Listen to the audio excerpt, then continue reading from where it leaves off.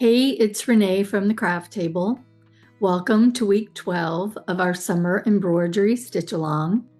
This is the last week where we are stitching on our pattern. There are only 3 areas of the pattern that I have not stitched with you yet.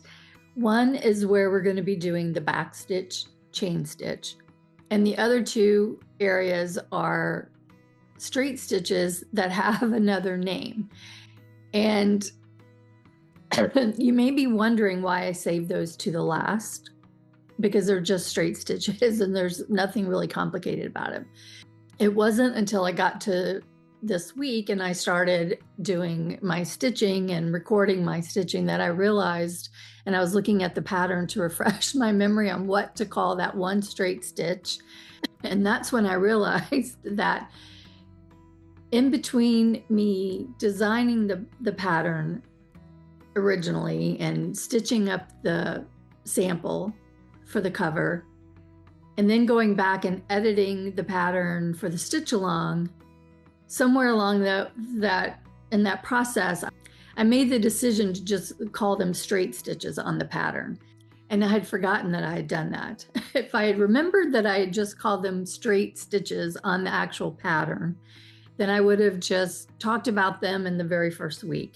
So I'm saying all this in advance of when you get to watching the video, when I'm describing it as the ermine stitch in one place and the thorn stitch in another. That was my original intention, was to label them as the ermine stitch and the thorn stitch, because it's a cool variation of straight stitches. There are a lot of straight stitches. So like, for instance, there's what's called the seed stitch, where it's basically just a whole series of teeny tiny little straight stitches. But if they're done in a certain way, sort of scattered in a certain area, it's referred to as the seed stitch. Also, when you're doing a cross stitch, it's just 2 diagonal straight stitches. But when you stitch them in that particular way, it's called a cross stitch. The 2 areas on the pattern that I left, other than the back stitch, chain stitch, those 2 that I left towards the end, again, when they're just straight stitches, and I know a lot of you have already stitched them, because I've been happy to see pictures that you've sent me of your stitching. Thank you. Side note for that. Thank you for sending me those. And I couldn't quite figure out why so many people had jumped ahead to do those stitches when I hadn't talked about them yet. And now I know, because I just had them labeled on the pattern as straight stitch. And again, they are straight stitch. They're not complicated. Just felt like I needed to explain why I left 2 straight stitches to the very last week.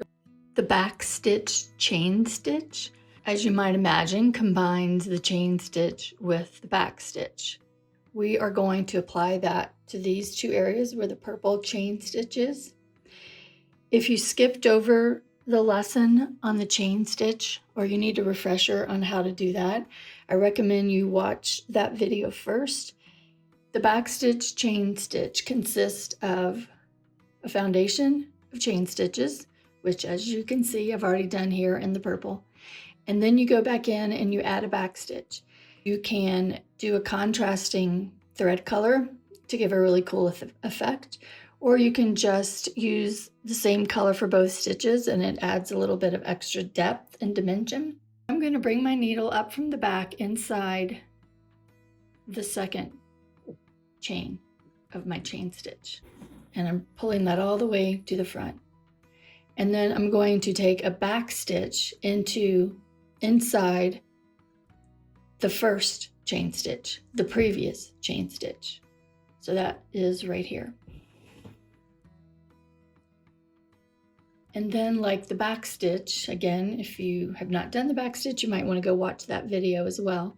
We're going to go ahead 1 stitch length, which is inside the next chain. So in number 3, but I don't really count them. I'm just pointing out that, yes, that's where the next one is.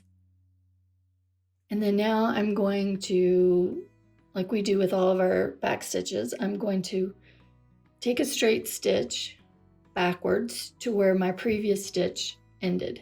So in this case, it's the previous chain. Let me zoom in case that helps a little bit.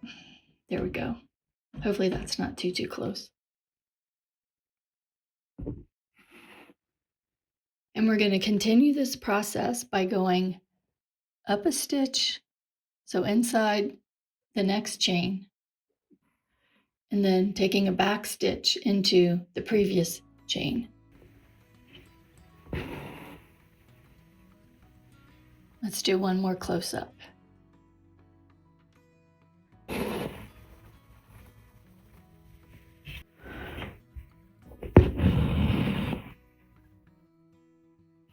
I really like using two different colors for this stitch. I think it gives it a really fun look. And using variegated thread also gives a really cool look to your stitching.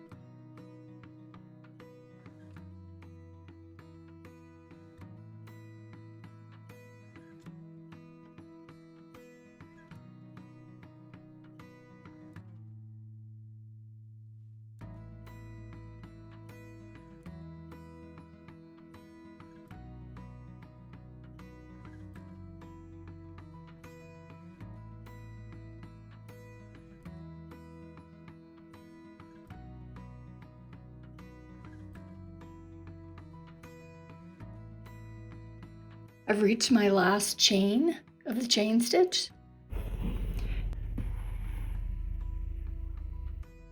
So can you see the difference between the top right here that's got the back stitch inside and then this chain stitch? So I'm going to do the exact same thing with the bottom row of chain stitches. So I had started talking without realizing that I was not recording. So I'm going to back up a little bit. These series of 3 stitches right here could easily be done with the straight stitch, and that's how it shows on the pattern. But when they're stitched kind of in this design, it's called the ermine stitch. And that consists of 1 straight vertical stitch with 2 diagonal stitches. But the diagonal stitches are kind of shaped in such a way where they're wider at the top and a little bit further away from the center line, and then at the bottom they're a little bit closer to the center line.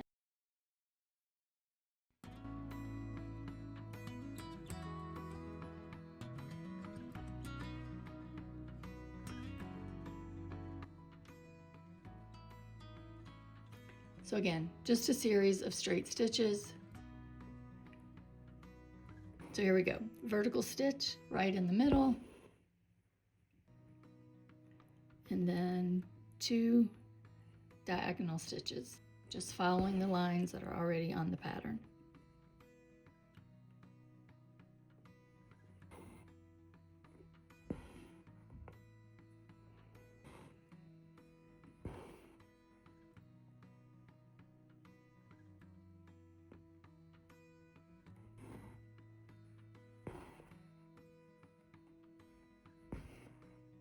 Three series of straight stitches that can also be called the ermine stitch.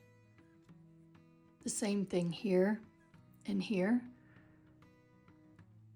could be accomplished with just a series of straight stitches, but it could also be called the thorn stitch.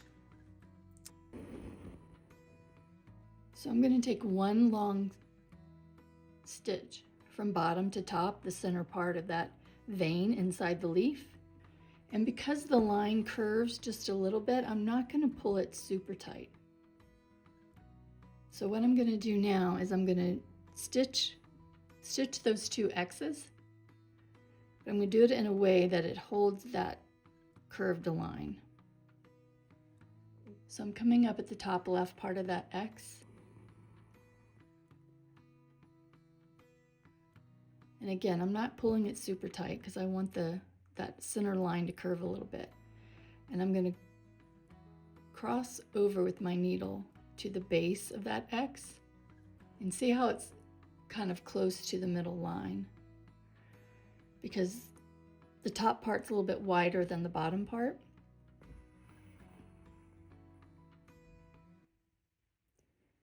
And then I'm going to do the right part of the X.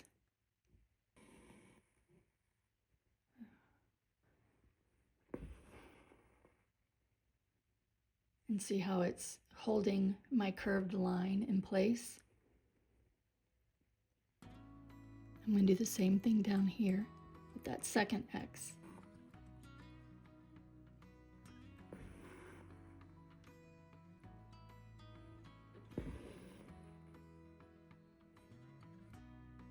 So you see, I think it gives it a really nice look. I'm going to do the exact same thing over here.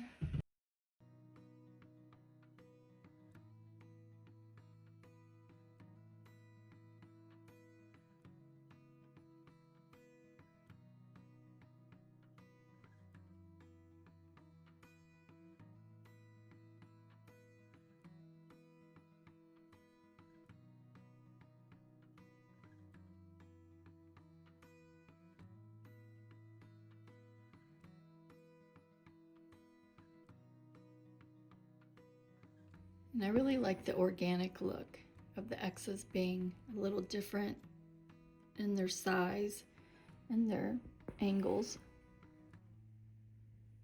There. So that is called the thorn stitch. With us doing the raised chain stitch, the ermine stitch, and the thorn stitch, we are all finished embroidering our design. Looks pretty good, don't you think?